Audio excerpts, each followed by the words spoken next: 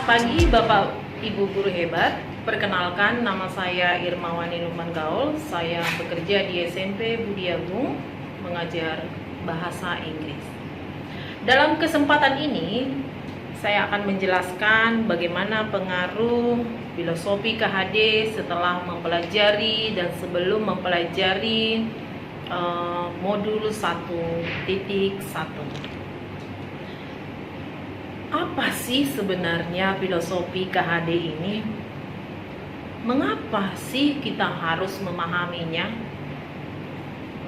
Sebelumnya saya memang tidak menyadari, walaupun hampir tiap hari membaca namanya moto Ki Hajar Dewantara, yaitu Tut Yuri Handayani. Artinya tahu, tapi pelaksanaannya. Oke, di sini saya akan menjelaskan sebelum saya mempelajari modul tersebut bahwa murid itu adalah seperti selembar kertas kosong. Itu menurut pendapat saya. Jadi murid itu diisi dengan berbagai informasi, berbagai ilmu, berbagai ajaran yang diberikan oleh Bapak Ibu guru. Dan itu terbukti dengan bahwa guru atau saya memaksakan kehendak saya kepada murid bahwa murid harus mengikuti, menuruti apa yang saya mau. Itu yang pertama. Jadi saya beranggapan bahwa guru itu memang selalu benar. Di sini menimbulkan keegoisan yang sangat tinggi. Ini pengalaman pribadi saya. Kemudian karena guru merasa selalu benar, maka semua berfokus sama guru. Apapun yang dikatakan guru, apapun yang diperintahkan guru, murid harus menurutinya. Kemudian murid melaksanakannya dengan terpaksa. Itu yang terjadi. Jadi hubungan antara guru dan murid itu ada celah. Ada celah yang membuat ada like and dislike. Ada saya suka dengan tidak suka dengan pelajaran tertentu. Itu yang murid pikirkan atau murid rasakan. Pemaksaan materi yang saya berikan harus tuntas menurut pemikiran saya. Jadi harus diselesaikan tanpa memperdulikan seberapa dalam pemahaman murid tersebut kepada materinya. Apakah murid sudah memahami materi tersebut? Itu terlihat dari KKM, diukur dengan KKM. Itu yang terjadi. Jadi penilaian yang ada selama ini menilai murid hanya berdasarkan kognitif saja. Itu yang ada. Di sekolah saya termasuk dikatakan kategori tegas dan galak. Karena saya memang memberlakukan reward dan juga punishment. Ada hukuman, ada sanksi. Dulu saya melakukan hukuman itu misalkan berdiri di depan kelas, bernyanyi, kemudian jongkok bangun. Nah, kemudian beberapa tahun terakhir saya merubah polanya menjadi menuliskan soal dan jawaban yang benar, karena yang saya hukum apabila mereka tidak sesuai dengan apa yang saya inginkan. Seperti itu. Nah, ini menimbulkan beberapa masalah. Kalau saya renungi pribadi, ketika murid saya hukum, tentu mereka akan sakit hati. Mereka akan merasa malu. Saya merenunginya dan saya sedih membayangkannya. Kemudian karena menuntut nilai kognitif atau menuntut KKM harus tuntas, terjadi perdebatan antara guru dan murid. Guru memaksakan kehendak harus murid tuntas dalam KKM tersebut. Apabila tidak tuntas, yang terjadi selama ini adalah 2 mata pelajaran atau lebih, maka dia tidak naik kelas. Ini yang membuat orang tua dan murid dilema. Kalau memang dipikir, apakah memang karena 2 atau 3 mata pelajaran ini maka anak tersebut dikatakan kurang? Memang sangat dilema. Ini perdebatan panjang ataupun pertanyaan panjang dalam hati saya apabila ada rapat dewan guru tentang kenaikan kelas. Saya juga pernah merasakan keegoan saya ketika rapat dewan guru, dan ada saatnya juga saya membela murid, tapi ada saatnya juga saya mengutarakan keinginan saya. Itu yang terjadi, dan itu adalah pengalaman yang saya rasakan selama ini. Jadi banyak hal yang saya lakukan yang sangat bertolak belakang dengan filosofi KHD, yaitu bahwa saya beranggapan bahwa murid itu seperti kertas kosong, kemudian guru merasa selalu benar dan berpusat sama guru. Terbukti dari apa yang guru mau harus dituruti. Dan pemikiran saya bahwa murid yang penurut akan sukses, tapi itu tidak benar. Kemudian saya memberikan hukuman dan sanksi dan memaksakan kehendak materi harus tuntas. Nah, dan banyak lagi. Kita bisa bayangkan guru seperti apa saya. Sangat sedih. Walaupun saya terkenal galak, tapi murid saya sangat senang curhat kepada saya. Saya tidak tahu posisi saya seperti apa. Mereka sangat senang curhat, bukan hanya masalah keluarga, masalah pelajaran, masalah dia diri sendiri, dan bahkan beberapa anak meminta solusi. Apa sih yang harus dia lakukan nanti ke depannya? Saya melakukan itu semua hanya berdasarkan naluri saya sebagai guru, tidak ada patokan apapun. Saya melakukannya dengan ikhlas dan dari hati. Kemudian setelah mempelajari modul filosofi KHD, ini rasanya membuat saya ingin berguling-guling. Saya benar-benar ditusuk bahwa apa yang saya lakukan selama ini sangat menyedihkan. Ya. Menyedihkan dalam arti kok saya rasanya tidak berperi kemanusiaan. Kenapa saya katakan begitu? Ketika saya memberikan hukuman itu ada rasa puas gitu. Tapi ternyata itu sangat tidak benar. Itu bisa mempermalukan anak. Dan satu lagi, ada pembulian. Ketika guru merendahkan kemampuan seorang siswa, itu namanya pembulian menurut saya. Dan memang saya tidak pernah mengatakan omong kotor atau menjudge seseorang atau omong kebun binatang, tidak. Itu pantang dan tabu menurut saya. Tapi di lingkungan saya itu membuat saya benar-benar sangat sedih. Setelah saya mempelajari modul ini, rasanya ingin minta maaf kepada murid yang pernah tersakiti mungkin oleh saya. Walaupun tiap tahun ada kesempatan bagi mereka untuk datang ke sekolah, ada saja, dan yang mereka rindukan adalah saya. Dan ketika hari guru terakhir, ada seorang murid datang hanya menemui saya. Tapi kalau saya pikir, saya guru seperti apa sebenarnya?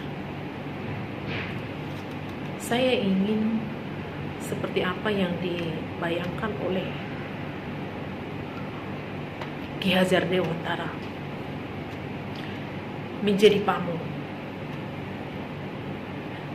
3 moto Ingar Sosum Tulodo, Ing Madya Mangunkarsa, dan Tutu Yuri Handayani.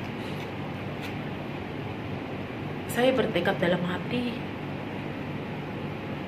bahwa saya akan merubah dengan ikhlas, dengan hati, merubah pola pikir saya terlebih dahulu, bahwa sesungguhnya pembelajaran itu bukan berpusat pada guru, bukan apa maunya guru, tetapi mengikuti irama murid. Mengikuti irama murid. Seperti Ki Hajar bilang, didiklah murid sesuai kodrat zaman dan kodrat alam. Saya memahami menjadi teladan Ingar Sosum Tulodo, menjadi teladan ketika berada di depan, teladan dalam segala hal. Ini tidak mudah, karena teladan itu benar menjadi panutan, menjadi pusat, pembawa sisi positif dimanapun dirimu berada, dimanapun diriku berada. Saya harus merubah pola pikir saya seluruhnya, supaya saya bisa memaknai dan mengaplikasikan Ingar Sosum Tulodo menjadi teladan dalam berbicara, dalam bertindak, dalam segala hal. Ini sangat tidak mudah, tapi dengan niat pasti bisa. Kemudian Ing Madya Mangunkarsa menjadi penyemangat. Untuk pemberi semangat, mungkin boleh dikatakan saya sering melakukannya. Bahkan ketika anak-anak dulu menghadapi ujian nasional, saya menjadi motivator bagi mereka. Dan Tutu Yuri Handayani boleh dikatakan bahwa ini sudah saya lakukan. Bagaimana menjadi seorang motivasi, pemberi semangat, sehingga banyak murid saya yang bertanya kepada saya apa yang harus mereka lakukan. Itu yang saya yakini dulu, tapi sekarang itu benar-benar harus saya lakukan. Kemudian mendidik anak sesuai dengan kodrat alam dan kodrat zaman. Apa yang harus saya lakukan? Membekali diri saya. Saya harus membekali diri dengan segala perubahan. Dengan segala perubahan zaman. Dengan segala perubahan anak didik. Mengajar dari tahun 2004 ke 2022, begitu banyak perbedaan. Begitu banyak dan sangat banyak perbedaan. Perbedaan setiap tahun, bahkan penerimaan murid baru itu tingkah laku murid berbeda-beda. Otomatis perbuatan, pelayanan, cara mengajar itu juga harus berbeda. Membekali diri dalam zaman sekarang di era digital ini, untuk membekali diri dalam kemajuan zaman itu, boleh saya katakan saya tidak pernah diminta oleh siapapun atau kepala sekolah pun untuk mengikuti seminar atau apapun. Itu adalah niat dari diri saya sendiri, supaya saya benar bisa, sehingga PJJ di zaman COVID itu bisa saya lakukan dengan bervariasi, dengan berbagai banyak cara, supaya murid mampu atau bisa memahami apa yang ingin saya sampaikan. Yang paling utama adalah merubah pola pikir. Merubah pola pikir bahwa murid itu berhamba pada anak. Itu yang dimaksud oleh KHD. Mengikuti pola anak, bukan kehendak saya. Dan itu akan saya lakukan, dan itu sudah saya lakukan beberapa hari belakangan ini. Tidak ada pemaksakan kehendak. Saya ingin memberikan kemerdekaan belajar bagi siswa. Mungkin saya tidak tahu istilahnya atau apa yang saya lakukan, tetapi ini saya sudah lakukan. Saya hanya memberikan topik dan murid saya bebas mengaplikasikannya seperti apa, dan itu memang hasilnya luar biasa. Sejak saat itu memang saya merenung, ternyata ketika kita memberi kebebasan kepada murid untuk berkreasi, maka hasilnya sangat luar biasa. Jadi jangan pernah membatasi kreativitas murid. Jangan pernah. Berikan mereka kesempatan. Berikan mereka kesempatan untuk berkarya. Hasilnya adalah di luar dugaan kita. Di luar dugaan saya, itu sudah saya alami. Saya hanya mengharapkan misalnya 5, tapi mereka bisa memberikan saya 10. Itu yang saya alami. Itu mungkin yang dinamakan merdeka belajar. Tapi pada saat itu saya tidak paham itu adalah merdeka belajar. Tapi mungkin seperti itulah rasanya merdeka belajar ketika murid saya mampu mengeluarkan kreativitasnya yang sungguh luar biasa, dan saya tidak bisa menjangkauinya.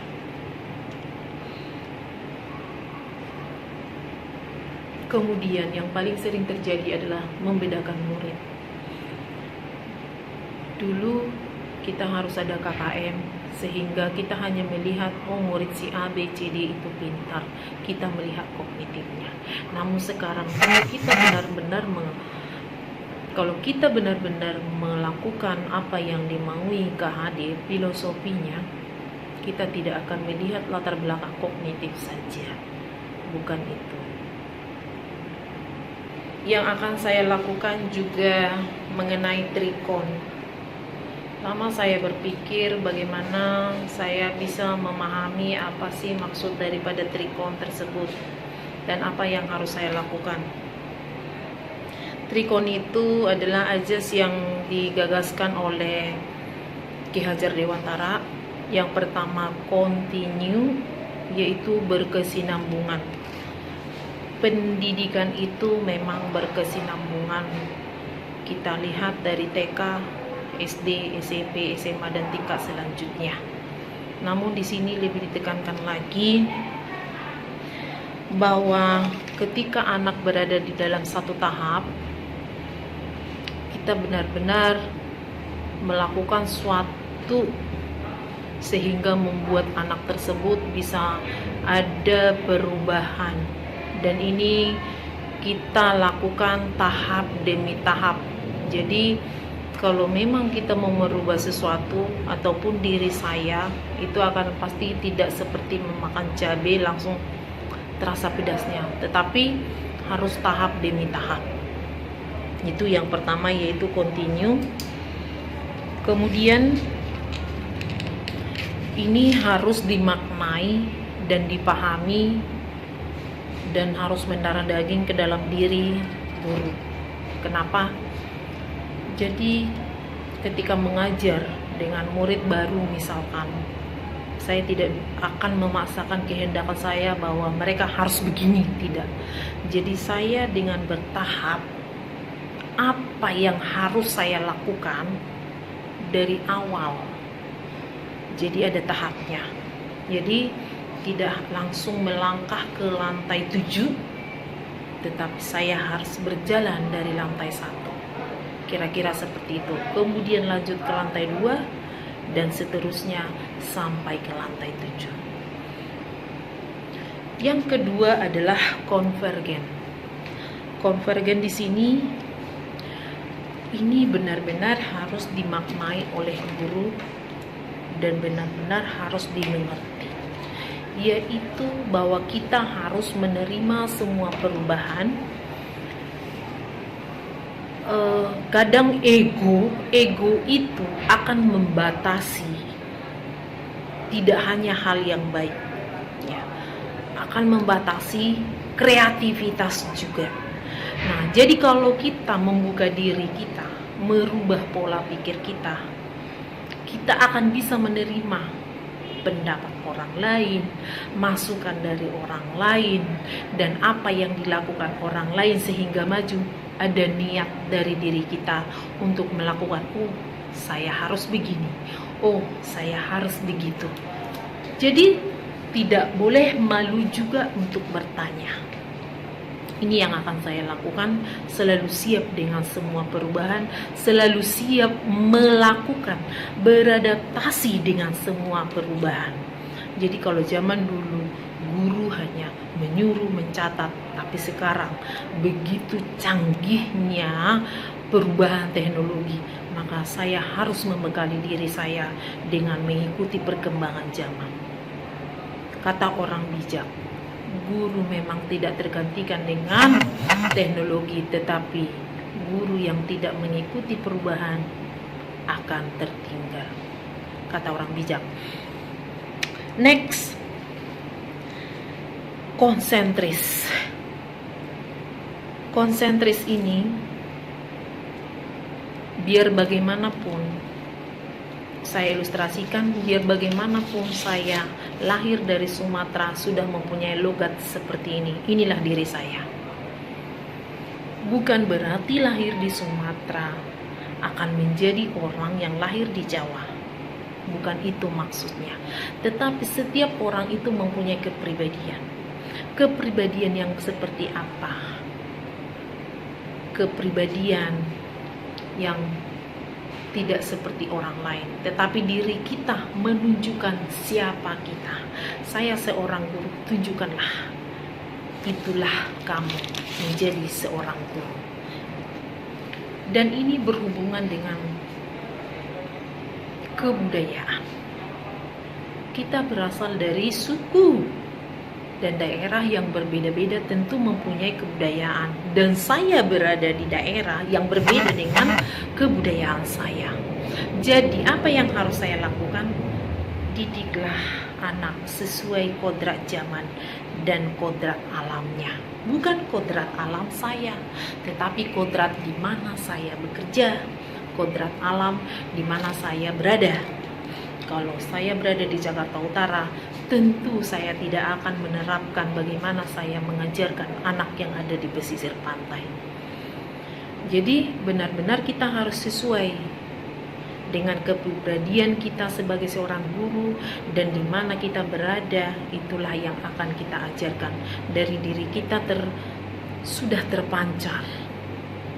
Jadi kita memang harus mempunyai kepribadian yang baik, kemudian mengajarkan anak sesuai kodrat alamnya dan juga kodrat zamannya.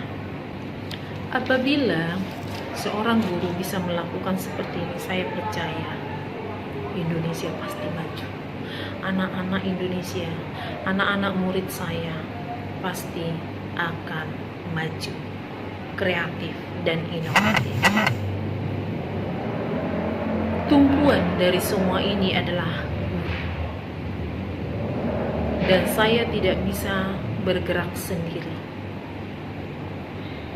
Marilah teman-teman guru, bukalah hati dan pikiran, menerima perubahan, menjadi pamong,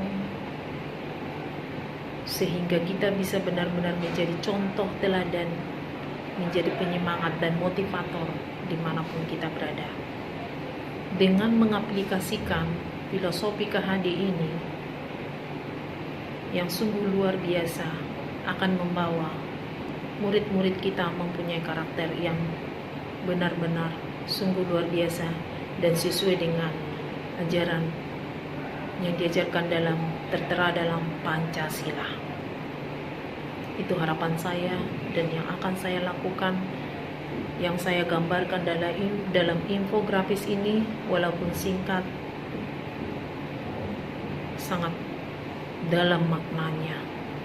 Semoga mengikuti program guru penggerak ini, saya bisa menjadi seseorang yang bisa menggerakkan orang lain. Terlebih saya sendiri bisa merubah pola pikir saya, menggerakkan orang lain untuk memajukan pendidikan Indonesia. Dan saya berharap murid saya bisa merasakan merdeka belajar. Demikian pemaparan saya yang singkat ini. Terima kasih atas perhatiannya. Selamat siang.